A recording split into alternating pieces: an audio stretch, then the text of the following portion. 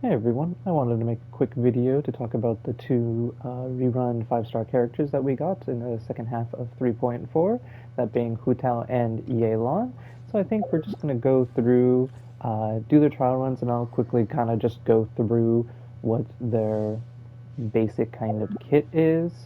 So for Hu Tao, um, normal attacks, of course, just the regular normal attacks.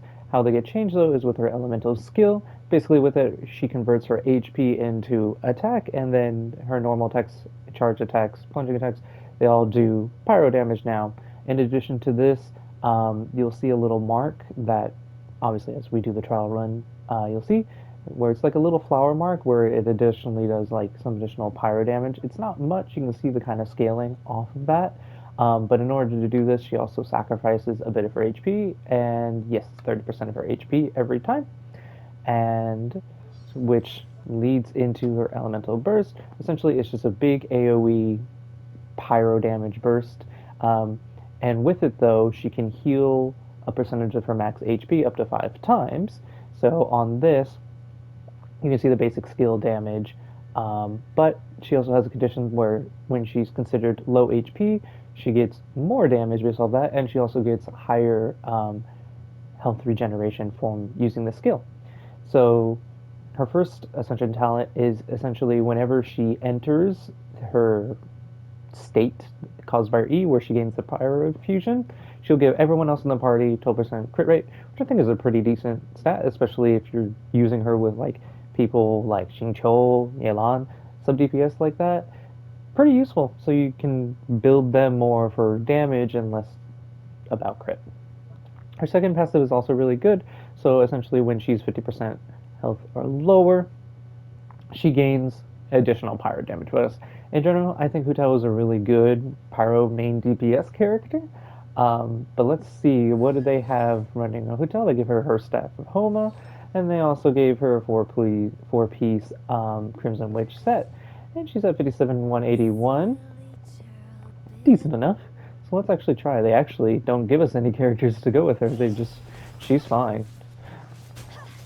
So I'm not a huge, like, I don't know a whole bunch on how to play Hu Tao, but, and it's been a long time. She hasn't been in this game she hasn't had a re-one in like over a year, and she's only had one additional rerun.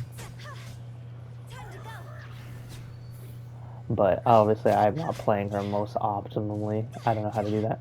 I do like her little additional um, dash. It's an interesting dash. It doesn't feel exactly like a normal sprint does, and it's slightly slower from what I can tell. But I do think it's really cool. So that was a little Hu Tao brief overview. Now let's get into Yelan.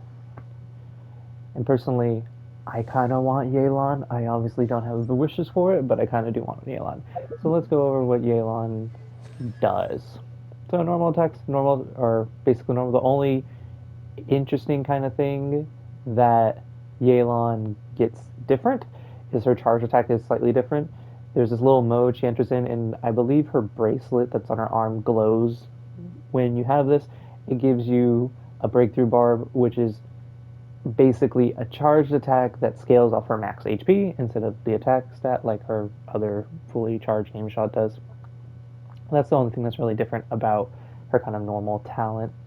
Now, her elemental skill is pretty easy. You enter kind of this invisibility state where you rush forward, you gain speed, and then you kind of wrap these wires. It'll make more sense when you see it. You wrap these wires around the enemies, and then you create an instance of hydro damage, linking them together, and they all get kind of pulled. It's got a little CC, and not CC like sucrose or Kazuo or something like that, but they pull them kind of to wherever your position you end up being is. And obviously, this skill is based off her max HP as well. Cool thing about Yelan is all of her skills are kind of based off her max HP. So the next one is what you can think of like a Xingqiu type skill. Uses her burst. She does coordinated attacks that are based whenever you do a normal attack, does that, and her damage is based off her max HP. She also does a little instance of damage before, because like with Xingqiu, he kind of just does his rain swords, and then whenever you hit, it damages. Where she'll, when she uses her burst, she does a little damage, and then she'll do the rain sword damage. And that leads us to our her first ascension stat. And when her party has 1, 2, 3, and 4 elemental types, Yelan's max HP increased by that percent. So essentially, if you have 4 different elemental types in your party, she gets 30% more HP. I see a lot of people like to run her either as a substitute for Xingqiu or run her alongside Xingqiu. So you'll just get some additional HP depending on however you compose your party. Her last ascension step is so as long as her burst is in play, your own active character deals 1% more damage. This increases by a further 3.5% damage every second. The maximum number is increased by 50%. And so if you do this again, it gets like reset. So it doesn't stack if you happen to get her burst again. So yeah, essentially it's how I would think to play her. And again, but also you can see she gets her bracelet is going, so you get a breakthrough barb, and then the animation for it looks a little different. And with her elemental skill, link all the enemies together, and they get pulled to your position. But she is a sub DPS overall until later on, of course. But right now we'll just kind of go around using the trial characters. We'll link them together. And now the main part, her burst, little damage instance. Oh, I'm bad at the game. But yeah, she has really decent damage. Like even for this set that they have her build with, which I didn't check before like I did for Hu Tao. But she seems really decently built. But then again, it's Yelan. She's just kind of good. I mean, yeah.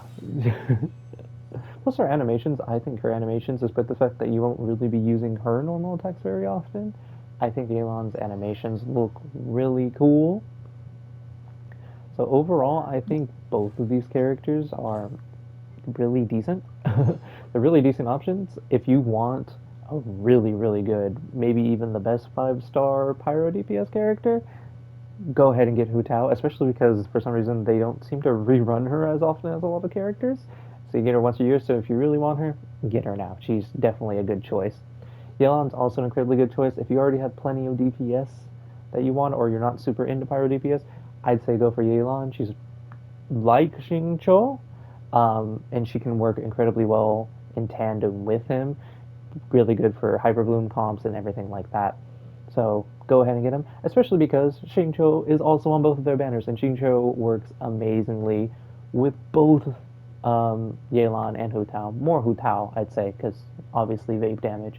But in terms of the other 4 stars, Ningguang doesn't really fit compared to the others, especially because she's a DPS character, and Geo, which makes it a bit different.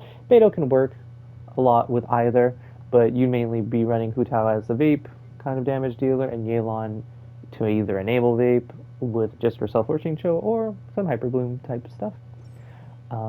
But yeah, that's all I really kind of want to go through. I guess I'll also briefly go through the weapons. Weapons, this is probably one of, if not the best 5-star weapons we've seen here. We have the Staff of Homa, and then Aqua Simulacra. Staff of Homa gives you an incredibly high amount of crit damage. It's got pretty good base attack, increases your HP, and increases your attack based on a percentage of your HP. It's like Jade Cutter, but polearm. And obviously, this is made for Hu Tao, so obviously when you're less than 50% HP, the attack bonus is increased by a percentage of your HP. Aqua Simulacra, in a similar vein, passive gives you crit damage, as well as gives you additional HP and bonus damage based off your HP. So both of these are, I'd say, really good. In terms of the 4 stars, Favonia's sword is pretty decent.